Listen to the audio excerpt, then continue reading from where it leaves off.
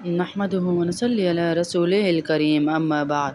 फ़अऊज़ु बिल्लाहि मिनश शैतानिर रजीम बिस्मिल्लाहिर रहमानिर रहीम।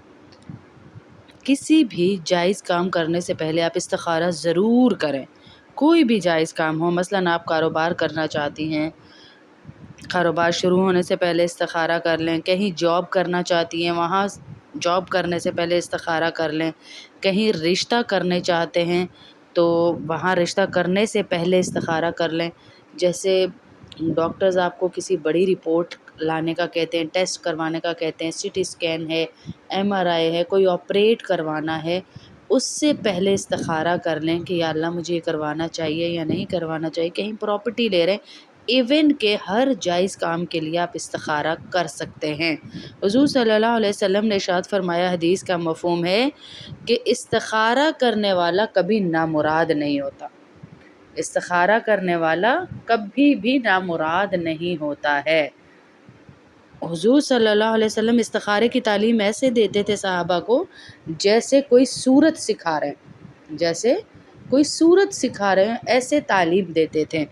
आसान और सुन्नत तरीका बताने जा रही हूँ। जैसे हम कहते हैं कि भाई ये तस्बीहों पे इस्तिखारे कर लो, 2 मिनट में इस्तिखारे कर लो, तस्बीह वाले इस्तिखारे, कमीज़ वाले इस्तिखारे, नाम वाले इस्तिखारे,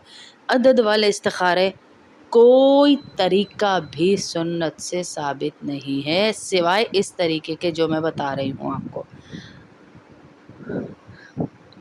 याद रखिएगा, इस्तिखारा करवाया नहीं जाता, इस्तिखारा खुद किया जाता है। आप खुद इस्तिखारा करें। इस्तिखारे का मतलब है हर खैर के काम के लिए अल्लाह रब्बुल इज़्ज़त से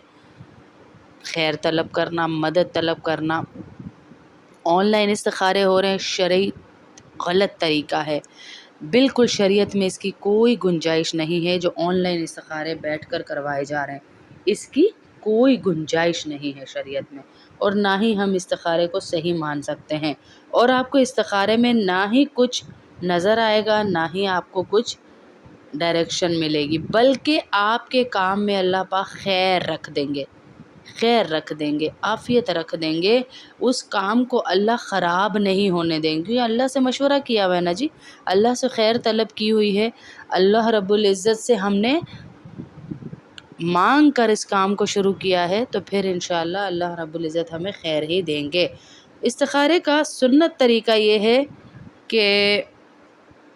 2 रकात नमाज नफिल पढ़ें। नफिल बनियत इस्तिखारा अदा करनी है। ऐसे वक्त में बस नमाज ना पढ़ें जो मकरूह औकात हों, बाकी सुबह दोपहर शाम किसी भी टाइम में आप पढ़ सकते हैं। जैसे कुछ लोग कहते हैं सिर्फ़ रात में ही हम पढ़ें, तो इसका भी शरीयत में कोई कैद नहीं है कि आप रात में ही पढ़ें। 2 रकात जैसे हम पढ़ते हैं, नियत करें, नियत करने के बाद तकबीर तहरीमा कहें, सना पढ़ें, तावुज़ तस्मिया पढ़ें, कोई भी सूरत पढ़ लें, जो भी आपको याद है, सूरह इखलास याद है वो पढ़ लें, रुकू करें, सजदा करें, जैसे 2 रकात पढ़ते हैं। पूरी नमाज 2 रकात नफिल मुकम्मल हो जाए तो किताबों में इस्तिखारे की दुआ लिखी हुई है, ये मैं साथ भी लगा रही हूँ। इस दुआ को पढ़ना है जहाँ पर एरो का निशान डला हुआ है या अंडरलाइन किया हुआ है। असल क्या है, ये दुआ है जो हदीस पाक से साबित है। ये दुआ आप देखकर भी पढ़ सकती हैं और बग़ैर देखे भी पढ़ सकती हैं, देख कर भी पढ़ सकते हैं और बग़ैर देखे भी पढ़ सकते हैं। ये दुआ आप लाज़मी पढ़ें। इस दुआ का तर्जुमा भी मैं आपको बताती हूँ कि क्या है। अल्लाहुम्मा इन्नी अस्तखीरुका बिइल्मिका व अस्तक़दिरुका बिक़ुद्रतिका व अस्अलुका मिन फ़ज़लिकल अज़ीम फ़इन्नका तक़दिरु वला अक़दिरु व तअलमु वला अअलमु व अंत अल्लामुल ग़ुयूब। अल्लाहुम्मा इन कुन्त तअलमु अन्ना हाज़ल अम्र। अब जब आप यहाँ पर आ जाएंगी ना, जब आप यहाँ पर आ जाएंगी, अन्ना हाज़ल अम्र, जहाँ मैंने निशान भी लगाया है, खैरुल ली, तो आप यहाँ पर अपना जो भी काम है जिसके लिए इस्तिखारा कर रही हैं, वो कोई भी है, शादी ब्याह का, प्रॉपर्टी ख़रीदने का, कोई भी मसला, कोई भी जायज़ काम جس کے لیے آپ استخارہ کریں اس کو ذہن میں لائیں گی، اس کو ذہن میں لا کر پھر آگے دعا پڑھیں گی، 1-2 منٹ اسے ذہن میں لائیں کہ اللہ میں تجھ سے مانگ رہی ہوں، پھر اس سے آگے جائیں گی، پڑھیں گی خیر لی فی دینی و معاشی و عاقبتی امری و عاجلہ فقدرہ لی ویسرہ لی ثم بارک لی فی، یہاں تک آپ اللہ سے خیر مانگ رہی ہیں اس کام کے لیے، پھر آگے آپ پڑھیں گی وَإِن كُنتَ تَعْلَمُ أَنَّ هَذَا الْأَمْرُ شَرٌّ لِّي فِي دِينِي وَمَعَاشِي وَعَاقِبَةِ أَمْرِي وَعَاجِلِهِ فَاصْرِفْهُ عَنِّي وَاصْرِفْنِي عَنْهُ وَاقْدِرْ بھی پڑھ سکتے ہیں، وَاقْدِرْ لِي الْخَيْرَ حَيْثُ كَانَ ثُمَّ أَرْزِنِي بِهِ، یہاں پر آپ دعا کر لیں گی اپنے لیے، اور اس استخارے کی دعا کا ترجمہ بھی آپ پڑھ لیں گی، ذہن میں ترجمہ لائیں گی، ایسے خوبصورت الفاظ کا چناؤ اللہ کے نبی صلی اللہ علیہ وسلم نے کیا ہے کہ اس کے بعد کوئی دعا رہتی ہی نہیں ہے، اس کے بعد کوئی دعا لیتی ہی نہیں ہے۔ دونوں جگہ پہ جہاں پر حاض الامر آئے گا شر لی و خیر لی، وہاں پر آپ جو ہے اس کو ذہن میں اپنے کام کو لائیں گی، اور پھر اس کے بعد آپ انشاء استخارے کا مطلب اور مفہوم دیکھیے، ترجمہ دیکھیے، اے اللہ میں آپ کے علم کا واسطہ دے کر، اپنے نہیں، بڑے چلاک بنے پھرتے ہیں، اپنے نہیں اللہ کے علم کا واسطہ دے کر آپ سے خیر اور بھلائی طلب کرتی ہوں، اور آپ کی قدرت کا واسطہ دے کر میں اچھائی پر قدرت طلب کرتی ہوں، آپ غیب کو جاننے والے ہیں، اے اللہ آپ علم رکھتے ہیں، میں علم نہیں رکھتی یا رکھتا، یعنی یہ معاملہ جو بھی معاملہ ہے، ان ھذا الامر جو ہے نا اس کا مطلب ہے یعنی یہ معاملہ، تو یہاں پر آپ اپنے معاملے کو دماغ میں لائیں گی، اس کے بارے میں سوچیں گی میرے حق میں بہتر ہے یا نہیں،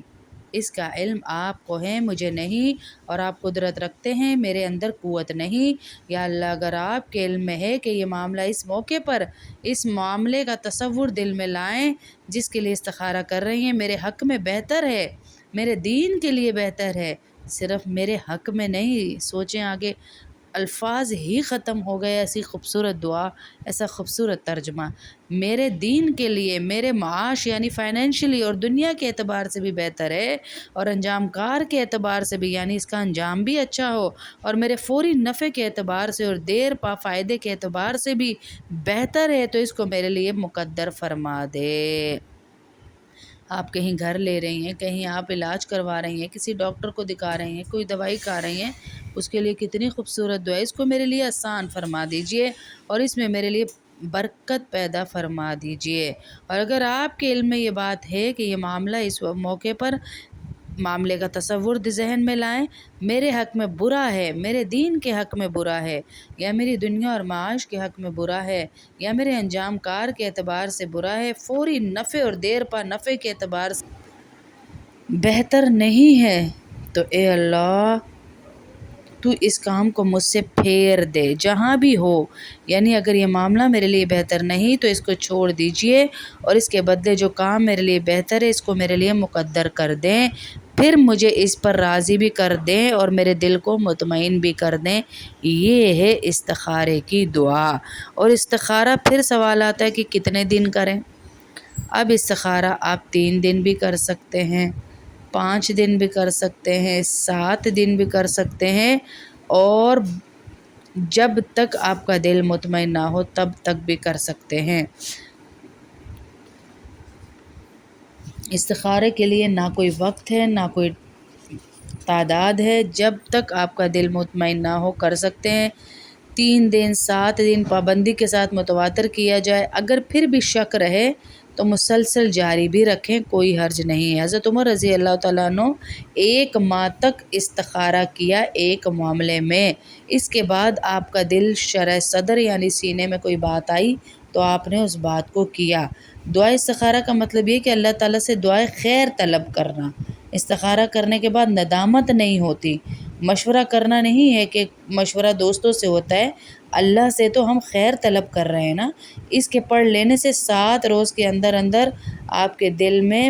ایک رجحان پیدا ہو جائے گا، یا اللہ رب العزت جلدی بھی کر سکتے ہیں۔ استخارے کا نتیجہ مقبول ہونے کی علامت استخارے سے کس طرح رہنمائی ملے گی؟ تو ہمارے دل میں جو شک اور شبہ ہے وہ ختم ہو جائے گا۔ اور دوسرا، اگر آپ بہت جلدی استخارہ کرنا چاہتے ہیں، جیسے کوئی جلدی فیصلہ کرنا ہے، کوئی بات جلدی کرنی ہے، تو پھر کیسے استخارہ کریں؟ وہ بھی ایک دعا ہے، وہ بھی میں آپ کو بتا دیتی ہوں کہ جلدی استخارہ کرنے والا، کہ کوئی فیصلہ، بچے کھڑے ہیں، کوئی کہیں پر ہم ہیں، کوئی جائیداد لینی ہے، کوئی ٹیسٹ کروانا ہے، کوئی ڈاکٹر کے پاس جانا ہے، کہیں رشتے کا جواب دینا ہے اور جلدی جواب دینا ہے، تو اس کے لیے بھی ہمیں حدیثوں میں ایک دعا ملتی ہے، اللہم خر لی واختر لی۔ یہ جلدی استخارہ کرنے کی دعا ہے کہ اسی وقت آپ نے جواب دینا ہے، تو 10-15 دفعہ، 7-8 دفعہ یہ دعا پڑھ لیں تو انشاءاللہ اللہ پاک آپ سے وہی فیصلہ کروائیں گے جو آپ کے حق میں بہتر ہو۔ اس کا ترجمہ ہے، اے اللہ میرے لیے آپ پسند فرما دیجئے کہ مجھے کون سا راستہ اختیار کرنا چاہیے، تو اللہ رب العزت آپ کو بہترین راستہ ہی دکھائیں گے۔ کنز الاعمال کتاب ہے، اس میں ہے یہ، اور نیچے